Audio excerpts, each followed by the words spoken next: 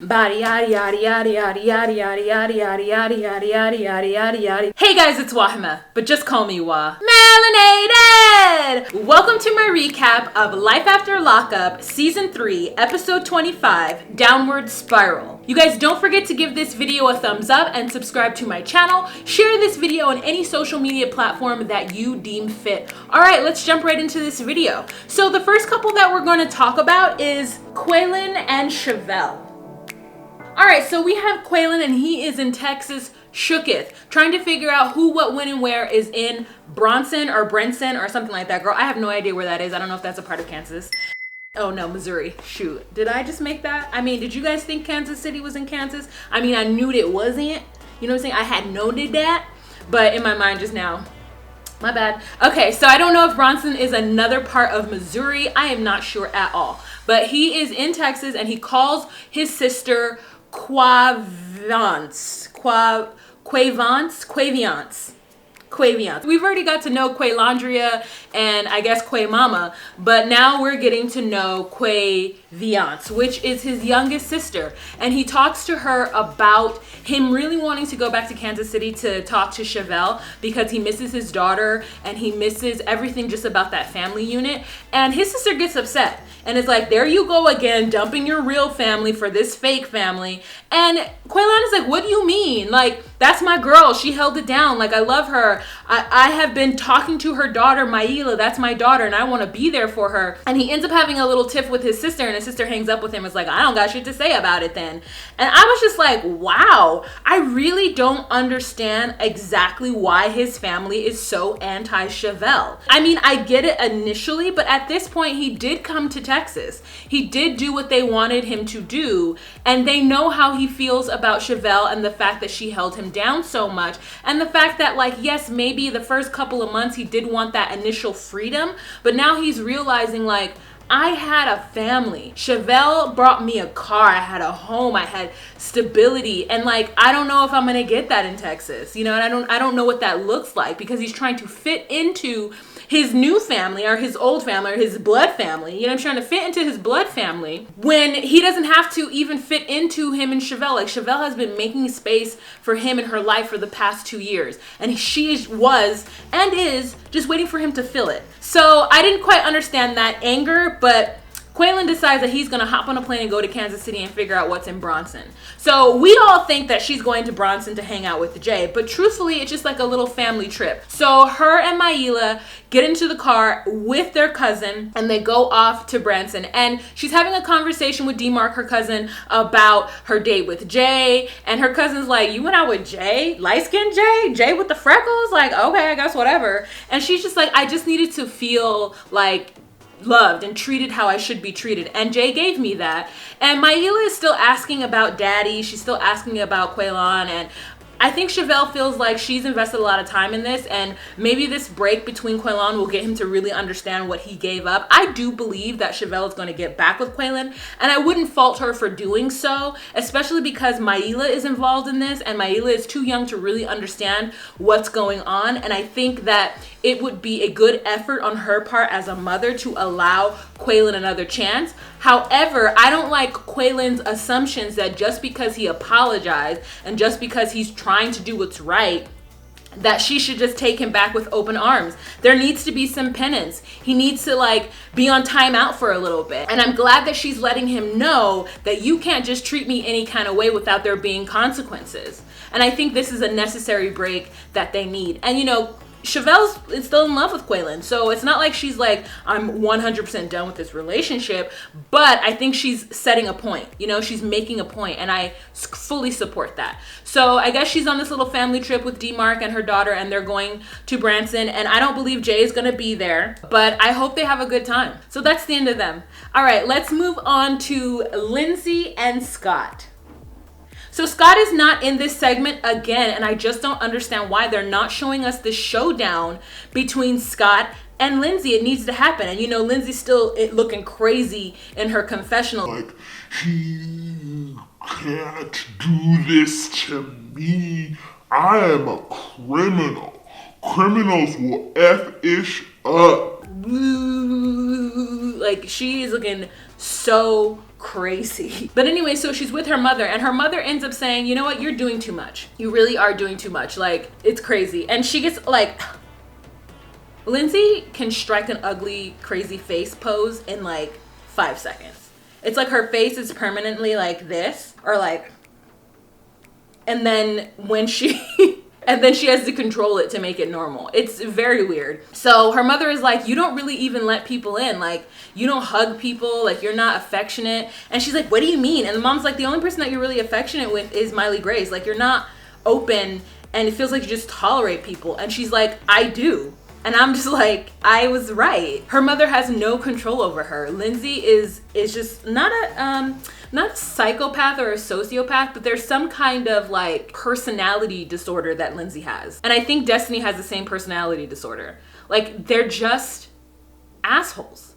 Like, they feel that they're God's gift, or that what they say goes, and they're just gonna do whatever they want, and they're the princess or the queen in their own story, in their own world, which is fine when you're not trying to reach out to people. But when you're trying to bring people into your world, like, no one's gonna think you're the queen, because queens don't be in jail. Like, queens are successful at their hustle. You know, I just think that her mother's kind of over it and over all these antics and this behavior, and it just left and was like, okay, you do what you gotta do. They did bring up the fact that Tara Bell won't be sleeping in her camper in the driveway. And I'm just like, I think that was a good call on Scott, because who wants a big ass camper in their driveway? I mean, there are people who do have that. I'm not saying that you're wrong for having that, but I'm saying, like, if you're not gonna use it to go on trips, you know what I'm saying? Just chilling. Someone's just living in the driveway. That shit's weird. All right, so the next couple we're gonna talk about is Marcelino and Brittany. So this was a really, really, really short segment. Basically, Madre comes over to take care of the kids. Brittany is worried because she has not talked to her mother, Cynthia/Cindy, in about 24 hours. And this was after their therapy session. So she really wants Marcelino's support in going down to this Roach Motel to find her mother. And Marcelino's like, this is a waste of time. Like, you just need to leave that druggie alone. Brittany's just like, I can't. I'm here. I have to help her. I have to do something. I have to at least see if she's okay. I'm not saying she can move in, but I need to see that she's not like laid out overdose somewhere. I feel like I really triggered her. So Marcelino's just like, and she's like, Marcelino, if you're not going to support me, then I need you to just shut up. And he's like, no, I'm going with you. I'm not going to let you go by yourself. I'm going to support you. But you know, he's very reluctant because he's really trying to get Brittany to let it go. But I don't think his tactics are really working. But anyway, so they on their way, and he's like, okay, you know, the Marine sets in, and he's like, what is our exit plan? If shit pops off, what you about to do? And I saw that they brought the dog, and I was like, did you bring the dog to be your protection as well? Why you bring this dog? Like, sick him, Charlie. I don't know what their dog's name is, but that's what it felt like it was gonna be. And so they get to the motel, they knock on the door, Cindy doesn't answer, so Marcelino's like, all right, bet. I'm gonna be right back. So he goes into the hotel office and he talks to the lady, and the lady's like, I cannot give you that information. I can't have you go into her room. And Marcelino's like, cool, I like your nails. And the lady's like, thank you. And Marcelino's like, let me give you a 20. You can get some better nails. And you just slide me that key card, 15 minutes tops. And the woman's like, 15 minutes max. I'm gonna come and get you if something goes down. And he's like, cool. So he goes back to the car, he gets Brittany, he gets the dog, and they're like, all right, we got 10 minutes. I was just like, it's such a TV moment. He was $20. Like, listen, I'm not about to lose my job for $20. You would have to slip me $100. I don't know how much she makes. I feel like she must make minimum wage, but $20, nah. They got a whole camera crew documenting the fact that this receptionist at the front desk gave Marcelino a key to a room when she wasn't supposed to. $20. I'm gonna need more than $20. And I don't know if she knew the camera crews were there because they stayed outside, so who knows? But that was a funny little moment. And so really that's it. We leave on that cliffhanger of, we have a sound bite of Brittany saying like, what the hell? And then that's it. My thought is that Cindy's not there and the place is trash. That's my thought. So let's move on to the next couple. Next couple that we're gonna talk about is Puppy and Amber. Child, Amber is running a whole game, okay? She's bisexual. But before I get there, let's talk about it in sequence. So they wake up the next morning and Puppy's mother wants to know if there was any hanky-panky. Amber's feeling really awkward and she's like, I gotta go to work. They have a little breakfast And then they go to work, and Puppy and her mother talk about the intentions and like Amber's affections. And Puppy's like, I really don't know. I love Amber and I want to be with her, but you know, Amber is seemingly a little standoffish, like she doesn't want to do this. Amber says it's because she wants to give Puppy the time to like breathe and figure out what she wants and who she is, and to not just rush into something after getting out of prison. She wants to give her time to like have space. And I'm like, then you need to sleep in another bed. You're sending her mixed signals. You want your cake and eat it too. You're doing a lot. And I think it's going to end up hurting Puppy in the long run, which is what her mother is worried about. She's worried about Puppy getting into a relationship with Amber, it not working out, and Puppy just going off and doing something crazy. But I also think at the same time, Amber's like, no bitch is going to hold me down. Like, you're not about to do your normal shit and then get me in trouble. When we were in prison, yeah, it was great. But out in the real world, I need to see who you are and what you do. So right now, you're my best friend. And Puppy is more so like, I want to be your girlfriend, you know? So I don't know how this is going to play out. Amber says that she didn't know that Puppy was going to expect them to be together because of her being able to stay at Puppy's mom's house during parole. And I'm like, you didn't know that? You didn't think that your inside girlfriend letting you stay at her mother's house in the house she's gonna parole to had any kind of strings attached or any like love attached? That's weird. During her confessionals, Amber gets a call from prison. And it's a dude. And he says, hi, beautiful. And she's like, hey, baby. And they talk a little bit. And then she hangs up. And the producer says, who's that? And she's just like... And I'm like, dang. Isn't it so convenient how sometimes during these confessionals, like, people get phone calls from people? And I'm just like, these producers, they're going to pull the wool over our eyes. But this has happened one too many times. So I know something's up. I know something is up. The next couple that we are going to talk about is trifling-ass Michael and whack-ass Sarah. Okay, so we begin their segment right after Malcolm has left, and they're having a heart-to-heart. It is the weakest and the wackest heart-to-heart I have ever seen between two people. Michael's like, you don't understand, Ma. I'm going through a lot. You know, there's been a lot going on with Maria, and it's like she don't care if I go back to prison, and things happen, and I just react, and she's done called the police on me, and you know, that's over with. That's done. You know, Ma, that's what I'm saying. And Sarah's like, I wish you would have told me that all this was happening. I wish you had told me you were under a lot of stress and a lot of pressure. I'm really glad we're getting to a place where you can talk to me. And that's terrible. I mean, I can see the kind of person she was to begin with, that she wasn't going to really too much care about whether or not you was going to get in trouble or go back to jail. So I'm really happy that you and I can communicate this way. And so they give each other hugs, and I'm just like, Sarah, this man who wasn't there for both of your children's birth, this man who had a whole other girl named Megan while you was pregnant with the second baby, this man who has never supported you, and you're gonna hug him and be grateful that he's able to communicate with you. I mean, this girl is in deep. I mean, I've been in love like that, but I don't know. I just have a dad, you know, and like no man could treat me that bad. Not when there's kids involved. Like without kids, I think I might be a plum fool, but with kids, nah. Their next scene is, I guess, the next day or something, and Sarah takes the girls to his hotel to see him. And so he's talking about moving back, and she's like, I think you could stay with us. That would be fine. And he's like, are you going to tell Malcolm?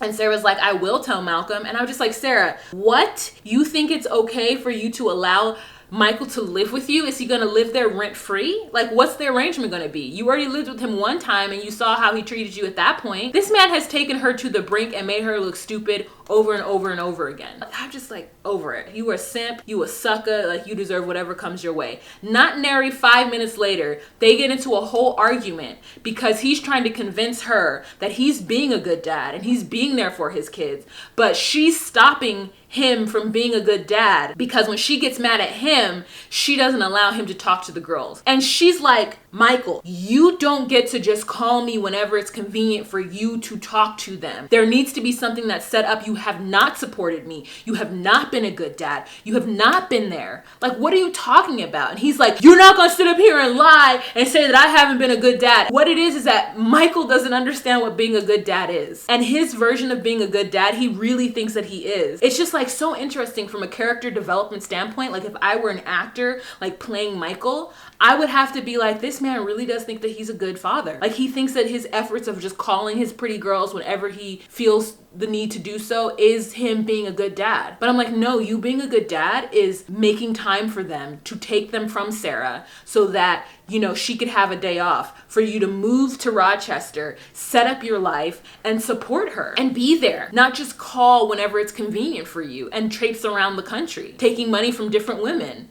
Like, that is not being a good dad. That is not setting a good example. And he really thinks so. So Sarah blows up, gets upset, and is just like, fine, and leaves Rain on the bed and leaves. And Rain don't even want nothing too much to do with Michael to begin with. And she takes Aviana because Aviana's like, mommy, and runs after her. And I'm just like, yo, I get that you're young, but you have to know that yelling like this in front of your kids, especially Aviana, is not okay and is not good for them. And she walks off and she storms off. I mean, speaking of a mother who is yelling in front of their kids and making everything awkward, let's move on to Andrea and Lamar.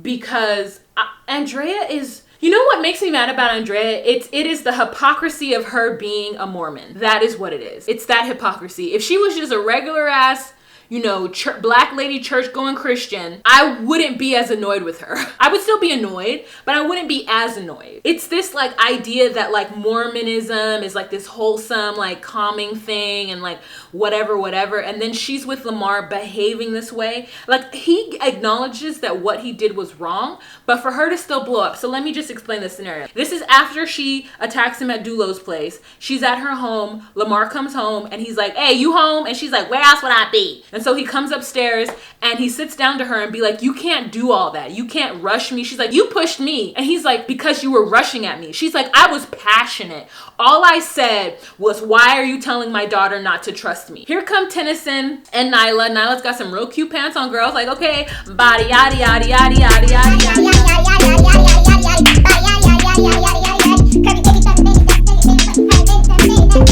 I was like, okay, Nyla, I see you, sis. I see it. Even though you ain't nothing but 15 years old, you about to be a killer out in these streets. She and Lamar are arguing, and she's saying that she was just coming at him with passion and blah, blah, blah, blah. And I was just like, no, you was acting a whole fool coming after him. A whole fool, like you was gonna hit him. Dulo had to tell you to go home and get off his property. And so then he gets upset. He's like, you cannot do this anymore. You cannot attack me anymore. I'm good. So he gets up and leaves, and he goes downstairs to talk to the cameras. He's like, she's right. I shouldn't have done what I did, but I just don't like the way she blows up. I don't like her reaction. And then she comes out from wherever she is and is like, don't talk about me. Don't talk bad about me. You know, you're not going to sit around here and talk bad about me because you're the one who did wrong. Tennyson and Nyla come downstairs to get her and take her back in the house. And she's like, no, you guys aren't about to, you know, like she wants to push past her kids to go and fight Lamar. And I'm just like, baby, why are you doing this? What happens in your body to where you cannot stop yourself? She goes back into the house, rips all the pictures off the walls because she's like, we're not a real family. You trying to act like a real family. You're not a real family. She tells Lamar that she's not upset about the fact that Lamar took Priscilla to meet Shantae. She just wants to be a part of it. And then we find out in her confessionals that she thinks that Shantae is mad at her because Shantae blames Andrea for Lamar not being around Shantae more. And I think that that's kind of true because remember season 1, she was very upset when he went to see his daughter and his ex-baby mama, who he's totally not interested in, but Andrea felt some kind of way about it. She's like really insecure. It's like a deep insecure Andrea has. And so it is just very frustrating to watch this play out because if Andrea would just take a step back and be calm and speak normally the way that even Tennyson said that she should do, then a lot of things would be resolved. But Andrea doesn't. She just feels so vindicated and feels so righteous in her reactions and her behaviors that she's unable to like see who she is and see how she's being. I wonder if Priscilla was there. I mean, I'm sure Priscilla might feel really bad because she spilled the beans. Is my sister Shantae coming, girl? This is your fault. Yes, I'm blaming it on the 8-year-old. It's really Lamar's fault, but like, you know, it is what it is. So I don't know. I feel like Lamar is going to be done with Andrea any moment now. Like, he's just going to be like, you're too wild. But then he's going to lose his kids, you know what I'm saying? Like, I think he's grown really close to Nyla and Tennyson, and he's going to lose them because she's going to take those kids and pack up and go back to Utah. And if he wants to see them, he's going to have to go visit Utah. And she's going to make it real awkward. I mean, who else could Andrea be with? Who could she be with? Like, she's too much. Is she going to find herself a nice redheaded Mormon man? I don't think so. All right, you guys, that is the end of this episode. Let me know what you thought down below. It was pretty short, a lot of the segments, which was actually really nice. Let me see if I got all the couples that I wrote down. It was really nice for it to be so short. I was surprised. You know, I guess it's because now I'm back to doing 90 Day Fiancé. Plug. The link for 90 Day Fiancé will be up above. It's just 2 hours, so I'm just like, ugh. Thank you so much for watching. Don't forget to give this video a thumbs up. Don't forget to share on any social media platforms that you deem fit. And also subscribe to my channel so you don't have to go searching for me. You know what I'm saying? Tell your friends about me. Become a part of the Just Call Me Wah family. Have a fantastic week. Remember to be you, be true, and find your place. Bye.